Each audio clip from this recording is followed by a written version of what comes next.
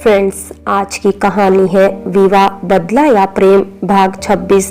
पिछले भाग में आपने पढ़ा निशा मुक्ति को कहती है, मुक्ति खुद को इतना ओवर स्मार्ट मत समझो। तुम जानती हो रॉयल्स की इज्जत और रेपुटेशन के बारे में। तुम रॉयल्स की बेटी हो और तुम कैसे। अब आगे देखो Mrs Nisha, I mean so cold भाभी, अपने काम से काम रखो, खुद को ज्यादा ओवर स्मार्ट मत समझो। और प्लीज, मुझे तुम जैसी लड़कियों से बहस करने का कोई शौक नहीं। Now get lost. मुक्ति पर निशा की धमकी का कोई असर नहीं हुआ था, उल्टा मुक्ति निशा पर ही चढ़ गई थी। तुम्हारा कुछ नहीं हो सकता मुक्ति, लेकिन इतना जरूर कहूंगी, जो भी कर रही हो उससे इस घर की इज्जत पर जरा से भी आँच आई तो मैं तुम्हें कभी माफ नहीं करूंगी। मुक्ति निशा को जवाब देने की सोच ही रही थी, तभी मुक्ति को जोर से उल्टी आई और मुक्ति वॉशरूम की तरफ भाग गई। निशा नासमझी से सब होता हुआ देख रही थी, उसको यह भी नहीं पता था क्या हो रहा है सब। निशा ने लंबी सांस ली और अपने कमरे की तरफ कदम बढ़ा लिए। निशा को यही लगा जरूर मुक्ति ने कुछ उल्टा सीधा खाया होगा, लेकिन मुक्ति का असली राज तो मुक्ति ही जानती थी। निशा ने धीरे धीरे अपने कमरे की तरफ कदम बढ़ा दिए। कमरे के अंदर अंधेरा था, शायद तने लाइट बंद कर सो चुका था या सिर्फ नाटक कर रहा था। निशा ने धीरे धीरे कदम बढ़ाया और तने के साइड में जाकर बैठ गई। तने जानबूझकर नींद में होने का ड्रामा कर रहा था। निशा ने धीरे धीरे तने के चेहरे पर हाथ घुमाने शुरू कर दिए, लेकिन तने ने कोई भी एक्सप्रेशन नहीं दिए थे। निशा ने हर मुमकिन कोशिश कर ली थी तने को मनाने की, लेकिन तने तो जैसे मिर्ची चबाकर सोया था, जिस पर कोई असर ही नहीं हो रहा था। निशा तो रोने के लिए तैयार थी, लेकिन तभी तने की गुस्से से भरी आवाज गूंजी, यह सब करने से अच्छा चुपचाप सो जाओ और कपड़े चेंज कर लो, ठंड लग जाएगी नहीं तो। तने की बात सुनकर निशा ने तकिया उठाया और तने के मुंह पर दे मारा। तने ने तकिया पकड़ा और अपने सर के नीचे रख लिया। निशा का तो जैसे जलकर बुरा हाल था। निशा गुस्से में उठी और बाथरूम में घुस गई। तने के चेहरे पर मुस्कुराहट फैल गई। निशा थोड़ी ही देर में आ गई थी और तने तब तक अच्छे से सो गया था या सिर्फ सोने की एक्टिंग कर रहा था। निशा ने एक बार फिर तने को देखा और जाकर सोफे पर बैठ गई।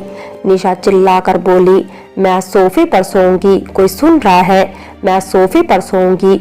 निशा ने अच्छे से अपना गला दुखा लिया था चिल्ला चिल्ला कर, लेकिन ढीठ तने पर जरा सा भी असर नहीं हुआ था। निशा अपना सा मुंह लेकर रह गई। निशा ने ब्लैंकेट से खुद को अच्छे से कवर कर लिया। उसके दिमाग में सिर्फ एक ही बात चल रही थी, प्लीज तने मान जाओ, मुझे बहुत डर लग रहा है। प्लीज, कुछ तो वो भूतिया जंगल और पानी का डर और बची हुई कमी मुक्ति ने पूरी कर दी। अब निशा का दिमाग अच्छे से खराब हो चुका था और डर भी लग रहा था और गुस्सा भी आ रहा था, लेकिन करती भी तो क्या करती बेचारी। भगवान का नाम लेते हुए निशा जैसे तैसे सो गई थी, लेकिन थोड़ी ही देर में डर के निशा की आंख खुल गई थी। तने भी सो चुका था। निशा के सांस जोर जोर से चल रही थी और दिमाग सुन पड़ा हुआ था। चेहरे पर पसीने की बूंदें साफ झलक रही थी। निशा का मन जोर से रोने को कर रहा था और नींद तो उसकी आंखों से कोसों दूर थी। निशा ने फिर से हिम्मत करके लेटने की कोशिश की, लेकिन जैसे ही निशा लेटती, फिर से वही सब बातें उसको उठने पर मजबूर कर देती। अब निशा से बर्दाश्त नहीं हुआ और उसके आंसू निकल गए। रोने की वजह से निशा की आंखें लाल हो चुकी थी। तने की जब आंख खुली, उसने अपना हाथ चारों तरफ घुमाया, लेकिन वहां निशा नहीं थी। तने एकदम डर कर उठ बैठा। तने ने चारों तरफ देखा तो निशा नजर ही नहीं आई। तने ने कमरे की लाइट ऑन की और चारों तरफ नजरें घुमाई। निशा बालकनी में खड़ी थी और उसकी सांसें बहुत तेज तेज चल रही थी। निशा को ऐसे देखकर जैसे तने का दिल किसी ने मुट्ठी में ले लिया था। तने भागकर निशा के पास आ गया तो निशा हिचकियों से रो रही थी। तने को अचानक अपने किए पर बहुत ज्यादा पछतावा होने लगा।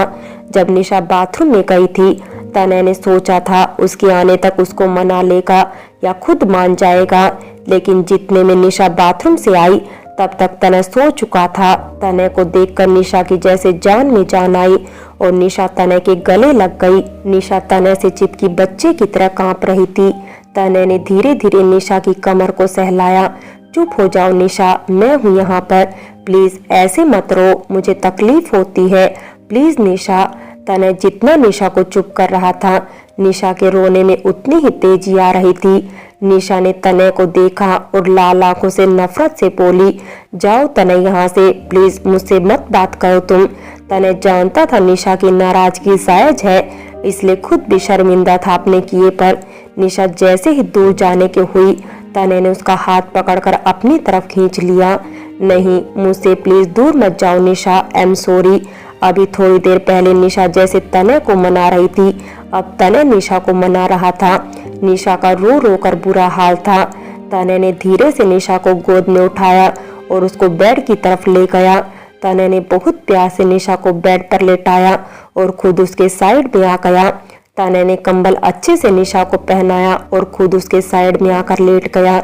निशा ने तेजी से आंखें बंद की हुई थी और तनय का हाथ लगातार उसके सर पर घूम रहा था। तनय ने निशा के सर पर अपने होठ रख दिए और धीरे धीरे उसके हाथ निशा के सर को सहलाने लगे। थोड़ी ही देर में निशा की गर्म सांसें तनय की गर्दन पर पड़ रही थी और तनय के सीने पर रखे सर निशा सुकून की नींद सो रही थी। तनय का मन कर रहा था निशा को कहीं छिपा ले अपने अंदर, क्योंकि आज जाने अनजाने में उसने निशा को हर्ट कर दिया था। तनय अभी ही सोच रहा था आगे करना क्या है, तभी निशा फिर से डरने लगी। तनय ने निशा को अपने सीने से लगा लिया। तनय निशा की आंखों में एक भी आंसू नहीं देखना चाहता था और जाने अनजाने में उसकी वजह से निशा को बहुत ज्यादा चोट पहुंची थी, जो बिल्कुल भी माफी के लायक नहीं थी। तनय ने निशा को और ज्यादा अपने अंदर घुसा लिया और निशा के सर पर होठ रखकर खुद भी नींद की आगोश में चला गया। अगली सुबह जब निशा की आंख खुली, उसको कल रात का सब याद आ गया, लेकिन तनय कहीं भी नहीं था। निशा अच्छे से कंबल में लिपटी हुई लेटी हुई थी, लेकिन जिसने उसको इतने प्यार से सुलाया था वो गायब था। मिस्टर तनय का कहीं अता पता नहीं था। निशा को लगा था तनय जरूर नीचे होगा, इसलिए खुद भी कपड़े बदल कर नीचे चली गई, लेकिन नीचे भी तनय नहीं था। आखिर तनय कहाँ गया, निशा ने अपने मन में सोचा। तभी पीछे से पायल की आवाज आई, ओहो, किसको इतने प्यार से ढूंढा जा रहा है। पायल की बात पर निशा ने उसको पलट कर देखा। तुम जानती तो हो पायल कि मैं तनय को ही ढूंढ रही हूँ। तनय मुझे कहीं भी दिखाई नहीं दे रहे, मैंने उनको हर जगह ढूंढ लिया। निशा की बात पर पायल बहुत प्यार से निशा के पास बैठते हुए बोली, भाभी आप जानती तो हो ना, भाई का काम ऐसा ही रहता है, आज यहाँ तो कल वहाँ। आज उनकी कोई मीटिंग थी, इसीलिए जल्दी चले गए। मैं जागी हुई थी क्योंकि मुझे कुछ काम था, इसलिए भाई ने मुझे बता दिया आप सोई हुई थी। भाई ने सोचा आपकी नींद क्यों खराब करे, इसलिए बिन बताए चले गए। आप प्लीज परेशान मत होइए, चलिए आइए। और आपको पता है माँ ने मेरी ट्रेनिंग शुरू कर दी है आज से। अब मुझे रोज खाना बनाना पड़ेगा, क्योंकि माँ के कहने के मुताबिक खाना बनाना तो लड़की को आना ही चाहिए। अब मुझे तो कॉफी और मैगी के अलावा कुछ भी नहीं आता भाभी, लेकिन अब माँ का हुक्म है, मानना तो पड़ेगा ही ना। खैर आइए, आज मैंने आलू के पराठे बनाए हैं और नीता बुआ ने भी मेरी हेल्प की है, आइए जल्दी से। पायल जल्दी जल्दी निशा को सब बताकर खींचकर ले जाने लगी। बिल्कुल सही कहा माँ ने, मैं उनकी बातों से बिल्कुल सहमत हूँ। खाना तो लड़की को बनाना ही आना चाहिए और मुझे अपनी पायल पर पूरा यकीन है, वो जल्दी ही सब सीख जाएगी। निशा ने प्यार से पायल की तरफ देखते हुए कहा तो पायल अपनी प्यारी सी भाभी के गले लग गई। तनय बहुत तेज ड्राइव कर रहा था।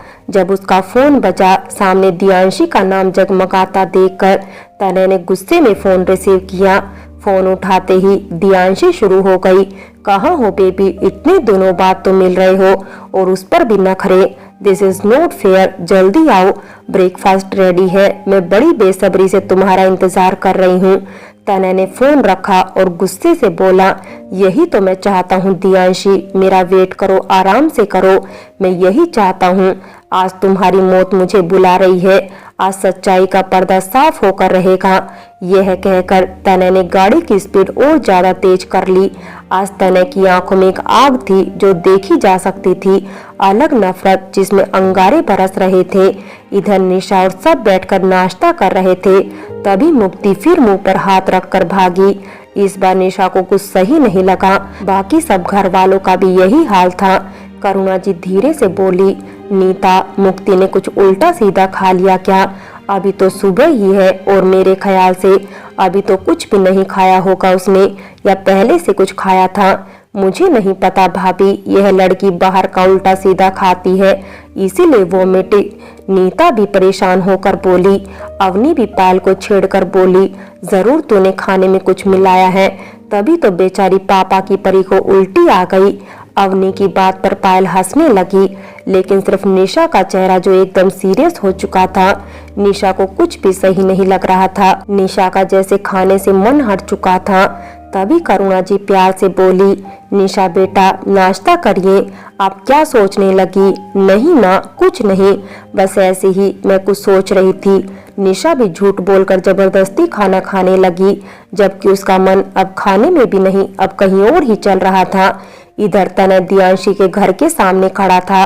आंखों में सख्त गुस्सा लिए तनय ने खुद को नॉर्मल किया और अंदर की तरफ कदम बढ़ा लिए।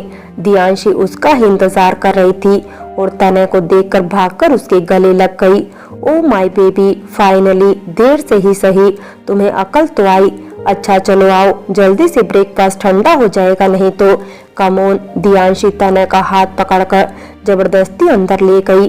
तनय का चेहरा एकदम ब्लैंक था, सिर्फ गुस्सा दिखाई दे रहा था। सबने नाश्ता कर लिया था और सभी अपने कामों में बिजी हो गए थे। मुक्ति भी कहीं चली गई थी।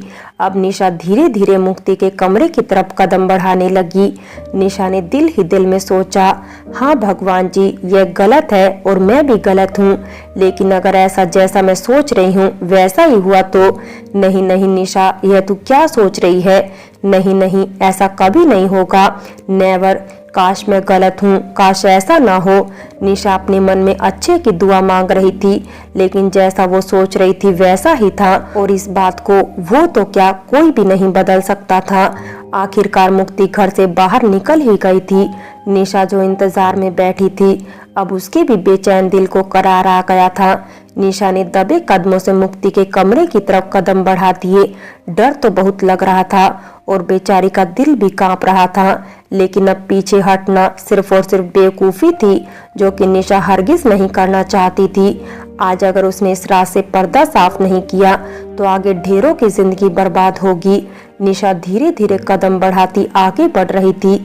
उसे सिर्फ और सिर्फ खतरा एक से ही था और वो थी नीता बुआ, क्योंकि उनकी ही नजर पूरे दिन बेचारी निशा पर रहती थी। निशा चुपके से कमरे के अंदर गई और कमरा लॉक कर लिया। निशा ने सबसे पहले कबर्ड और बाकी सब जगह देखना शुरू किया। उसको खुद भी नहीं पता था वो क्या ढूंढ रही है, लेकिन यह जरूर पता था यहाँ से कुछ तो जरूर मिलेगा। और निशा को शायद पता भी था वो प्रेगनेंसी रिपोर्ट ढूंढ रही है, जानबूझकर अनजान बन रही थी। निशा ने पूरा कमरा छान लिया था, लेकिन कहीं से कुछ भी नहीं मिला था। एक एक चीज देख ली थी उसने, आखिर कहाँ छुपाई है मुक्ति ने? निशा के मुंह से अचानक निकला। तभी निशा की नजर मुक्ति के हैंड कैरी पर पड़ी। निशा ने बिना समय गवाए जल्दी से जाकर हैंड कैरी खोली और जो उसने सोचा था वही हुआ। उसके सामने प्रेगनेंसी रिपोर्ट थी। निशा की आंखों में सब घूम गया, उसको बिल्कुल भी अंदाजा नहीं था। फ्रेंड्स, बाकी की कहानी अगले भाग में देखें और अगर कहानी अच्छी लगी हो तो लाइक करें, शेयर करें और प्यार भरी कहानी चैनल को सब्सक्राइब करें।